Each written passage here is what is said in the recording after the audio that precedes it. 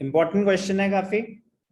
What are the reasons behind operation of various stages, various phases? तो phase 1 कह रहे phase 1 increasing returns क्यों होती हैं phase 1 में? तो ध्यान से देखना reasons. Number 1, better utilization of the fixed factor. कह रहे initially जब आप अकेले हो तो आप fixed factor को better properly utilize नहीं कर रहे, under utilization of fixed factor. As we employ more and more units of the variable factor, better utilization of the fixed factor takes place.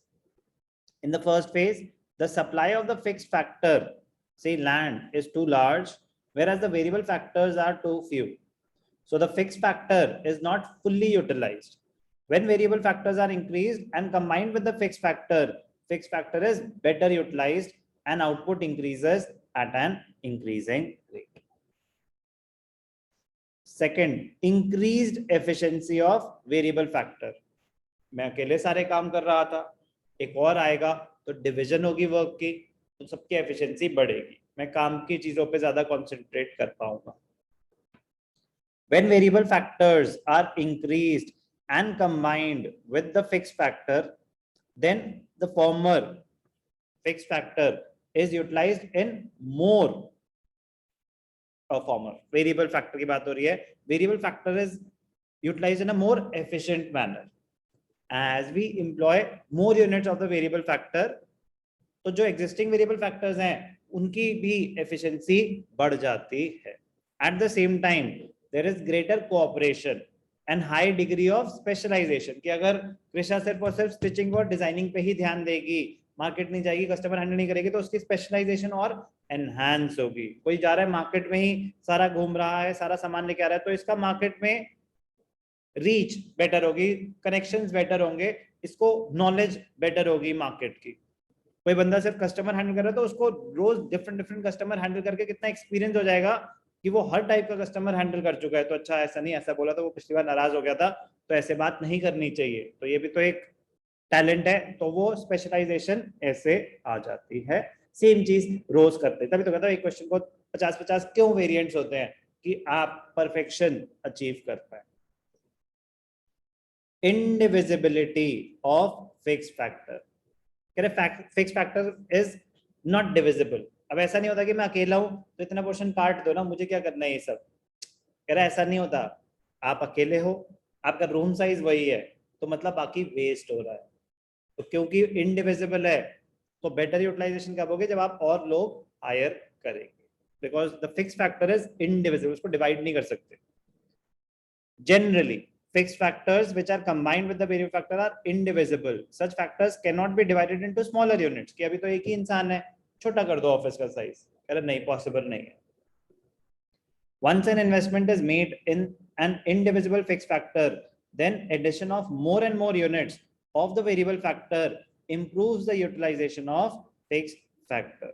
The increasing returns apply as long as optimum level of combination between variable and fixed factor is achieved. So phase 1 reasons: better utilization of the fixed factor, increased efficiency of the variable factors, and indivisibility of the fixed factor. Stage of increasing returns. Next, phase of diminishing returns. Phase 2. ध्यान से देखेंगे. phase 2 के reasons क्या हैं? Number 1, optimum combination of factors. phase 2 क्या था? Diminishing returns, where marginal product has started falling. TP reaches its maximum. TP reaches its maximum. Rational producer यहीं पे ऑपरेट करना चाहेगा. अब इनिशियली एक लैंड एक लेबर, एक लैंड दो लेबर, एक लैंड तीन लेबर, तो धीरे धीरे हम स्टेज 2 में आ चुके थे. कह रहे ऐसे आप हायर करते रहेंगे तो एक ऑप्टिमम कॉम्बिनेशन आती है. कह रहे बस अब रुक जाओ, इससे आगे जाओगे नुकसान होना शुरू हो जाएगा. Optimum combination of factors. Among different combinations between variable and fixed factor, there is one optimum combination in which total product is maximum. After making the optimum use of the fixed factor, the marginal return of the variable factor begins to diminish. For example, if a machinery fixed factor is at its optimum use, when 4 labours are employed, तो अगर वो optimum था, उसके बाद अगर आप और labour higher करेंगे तो वो ऑप्टिमम से दूर जा रहे हो ना, फिर तो आपका नुकसान होगा। तो कहाँ रुक जाना चाहिए? Where you have already reach the optimum point. तो optimum combination of factors achieve हो जाती है फेज 2 में। Optimum combination where TP is maximum, वो माना जाता है। Over utilisation of fix factor, अब एक टाइम के बाद क्या होना शुरू हो जाता है? ओवर यूटिलाइज करें, यहाँ पे अब और लोगों की स्कोप थी नहीं। As we keep on increasing the variable factor, eventually a position comes when the fixed factor has its limits and start yielding diminishing returns. तो इसलिए एमपी गिरना शुरू हो जाता है। Over utilisation of fix factor. imperfect substitutes, एक time के बाद the demand for labor, a demand for land, basically you wanted to increase your output, तो आउटपुट बढ़ाने के लिए कह रहा है कि लेबर और हायर करो, लेबर हायर करो। After a point of time the demand was for land, the demand for land can not be substituted by labour, तो इम्परफेक्ट सब्स्टिट्यूट बन चुके हैं। इनिशियली तो स्पेस नहीं है, कोई नहीं, इंसान, अभी इंसान से काम चलाओ, आप आउटपुट बढ़ा लोगे, एक टाइम के बाद नहीं बढ़ा पाओगे। Diminishing returns to a factor occurs because fixed and variable factors are imperfect substitutes of one another. There is a limit to the extent of which one factor of production can be substituted for another. For example, labor can be substituted in place of capital, or capital can be substituted in place of labor only till a particular limit. But beyond the optimum limit, they become imperfect substitutes of one another, which leads to diminishing returns. तो optimum combination achieve हो गई phase 2 में, फिर over utilisation की वजह से MP गिरना शुरू हो गया, इम्परफेक्ट सब्स्टिट्यूट्स हो गए थे तो एमपी गिरना शुरू हो गया, और चलते रहे तब तक जब तक हमारा टीपी मैक्सिमम ना पहुंचा हो। कहाँ जाके खत्म हो जाता है phase 2? Where MP is 0 and TP is maximum. Last phase, negative returns, phase 3, limitation of the fixed factor। कह रहे भाई साहब फिक्स फैक्टर की एक लिमिटेशन थी, अब आपने उसको बियॉन्ड कैपेसिटी यूज करने की कोशिश करी। The negative returns to a factor apply because some factors of production are of fixed nature, which cannot be increased with increase in variable factor in the short run.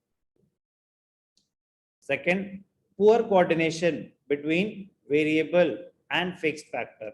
अब इतने सारे लोग हैं तो लैक ऑफ कोऑर्डिनेशन होगी, 2-4 लोगों में coordinate करना इजी होता है, अब 8 लोग कोऑर्डिनेट करेंगे तो कहीं ना कहीं तो गैप आएगा, कम्युनिकेशन गैप आएगा और इनएफिशिएंसीज बढ़ जाती हैं। When variable factor becomes too excessive in relation to a fixed factor, आपने डांस करवाना है, 3 लोगों 4 लोगों का समझ आता है, जब 15 लोगों से कराना होता है तो प्रॉब्लम होती है, lack of coordination.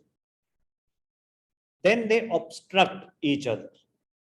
It leads to poor coordination between the variable and the fixed factor.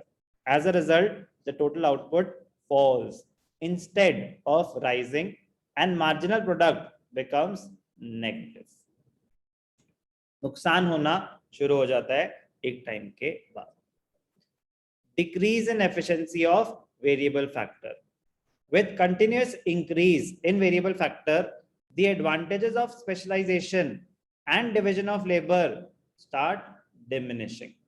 It results in inefficiencies of the variable factor, which is another reason for negative returns to eventually set in. So reasons for negative return: limitation of fixed factor, poor coordination between variable and fixed factor, and decrease in efficiency of variable factor after the point of time. Reasons पता होने चाहिए, the straight ones important है। Most important था graph और उसकी explanation. ये छोटा सा पॉइंट है, नथिंग न्यू, बट वो कह रहे हैं जो सेकंड फेज है ना, उसको लॉ ऑफ डिमिनिशिंग रिटर्न्स भी बोलते हैं। जो सेकंड फेज है, law of variable portions is an extension of another famous law, law of diminishing returns. Law of diminishing returns एक फेज की बात कर रहा है, लॉ ऑफ वेरिएबल प्रोपोर्शंस पूरा प्रोडक्शन प्रोसेस कंप्लीट कवर कर रहा है. Law of diminishing returns states that when more and more units of a variable factor are employed with a fixed factor, marginal product of the variable factor must fall. कह रहे जैसे जैसे आप कह रहे गिरेगी गिरेगी, कह रहे वो तो सिर्फ फेज 2 की बात कर रहे हो ना फिर. तो लॉ ऑफ डिमिनिशिंग रिटर्न्स सिर्फ और सिर्फ फेज 2 को बोला जाता है. लॉ ऑफ वेरिएबल प्रोपोर्शंस पूरा प्रोडक्शन प्रोसेस है, इसमें 3 फेजेस हैं, इंक्रीजिंग रिटर्न्स, डिमिनिशिंग रिटर्न्स और नेगेटिव रिटर्न्स. फेज 2 को अलग से एक लॉ का नाम दिया गया, उसको बोला जाता है लॉ ऑफ डिमिनिशिंग रिटर्न्स. तो वो किस पे फोकस कर रहा है, वो बस ये बता रहा है कि as we employ more and more units of the variable factor the marginal product must fall. तो वो तो सिर्फ और सिर्फ फेज 2 में होता है, क्योंकि फेज 1 में इनिशियली बढ़ती है. चलो अब आपकी बारी, रीड करेंगे आराम से.